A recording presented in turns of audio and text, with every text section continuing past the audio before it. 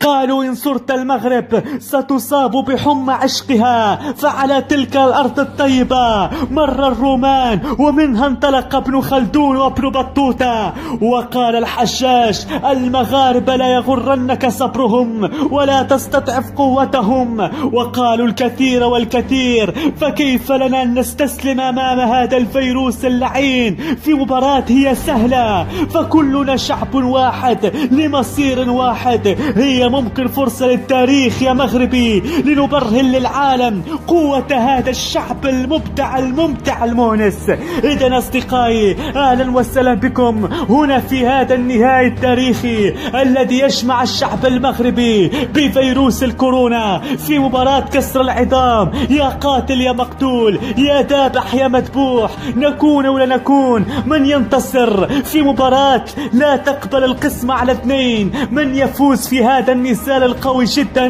من سيفرض التكتيك والتكنيك؟ وإن شاء الله الانتصار للشعب المغربي. العب العب والناس معاك آلاف وملايين. إذا بداية الشوط الأول، بداية الترقب والانتظار. الكرة الآن في وسط الميدان بين أقدام الشعب المغربي، يحاول السيطرة على المباراة بتطبيق خطة العزل الصحي ليفاجئ هذا الفيروس الفتاك القاتل. هذا الفيروس دخل اللقاء بخطة واضحة الملامح، حذاري من المصافحة، حذاري من الخروج، أي انفلات تكتيكي يا مغربي سيستغله الكورونا بهجمة مرتدة خاطفة، فاحذر يا ستار يا من اعتار. اوه خطيرة، لكن حنكة وذكاء الشعب المغربي تخرج سلامات في هجمة خطيرة جدا. الكورونا قام بالفعل، وأي ردة فعل يا مغربي.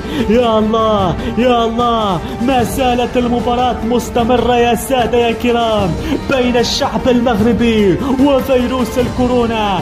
المغاربة متحكمون في زمام اللقاء، خطة محكمة، تكتيك رائع، حكمة في التعامل، روعة في الأداء، جنود في الخفاء يوصلون العمل المتواصل من أجل الانتصار على هذا الفيروس. الكل يساند ويشجع المغاربة من طنجة العالية للكويرة الغالية على قلوبنا. تمشي الكرة خطيرة، حذاري يا مغربي. اوه في الثانية نهاية، في الثانية تنتهي قصة دليلة يا مغربي. قلت وحكيت يا مغربي، ميركل ما تعطيكش الشنكن، ايطاليا لن تمنحك الجواز الايطالي، وايضا الفرنسي ماكرون ما يدخلكش وتولي مواطن فرنسي. نحن مغاربة مفتخرين بجنودنا، بممرضينا، باطبائنا، كل انسان له دور في كواليس المباراة. لست انجليزي ولا ايطالي ولا هولندي ولا فرنسي، انا مغربي الهوى والقلب واللسان.